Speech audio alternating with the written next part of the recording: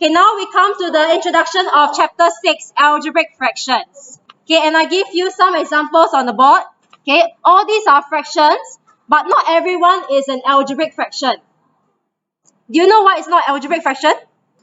You realize that 1 and 2, there's no variable like x or y or a or b, right? So what we call these are numerical fractions. Numerical comes from the word numbers. So in primary school, you have learned numerical fractions and you learn how to simplify them. Now in secondary school, we look at algebraic fractions with variables. Okay? And our job is to simplify those that we can. Okay?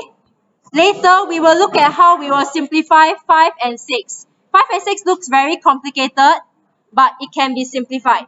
So let's look at how we will simplify algebraic fractions. Before we start the chapter, let's start simple first. In primary school, we did learn how to simplify fractions. For example, 20 over 25. Yes, okay, I can simplify it further. You guys know it's 4 over 5. But how do y'all know it's 4 over 5? Y'all will divide by 5, right? So in primary school, we learn division, okay? Technically, you can take a look at it as if you are cancelling out the 5s, right? That's what we did in primary school. After we cancel, we are left with 4 over 5. Okay, before we start simplifying, can you tell me 36? Is it a factor of 12? 36, we can write it as 3 times 12.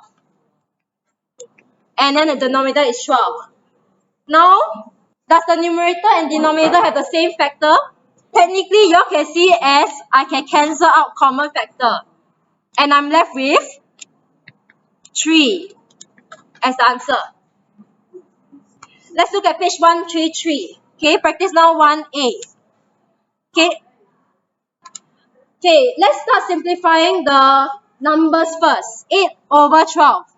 Can I divide it by a common factor? So 8 and 12, I can both divide by 4. 8 divided by 4 is 2. 12 divided by 4 is 3. And I'm done with the numbers. When it comes to x, you are supposed to divide by the lowest power.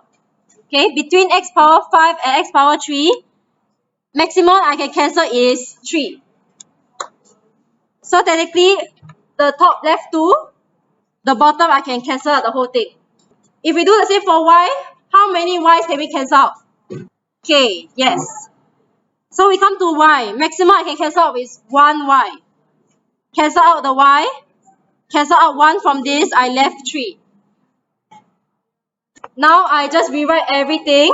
This shall be the final answer. Now let's look at b. I will work on the numbers first. 9 over 27. I divide by 9. Very nice. 9 divided by 9 is 1. 27 divided by 9 is 3. Let's move on to the x. I can maximum cancel out how many x? Cancel out x squared. So cancel out 2, cancel out. Divide by x squared. Is there y that I can cancel? So I cannot cancel out the y, but I can cancel out x minus y, 1 only. Okay, now let me rewrite it. Are you agreeable? Okay, this will be the answer.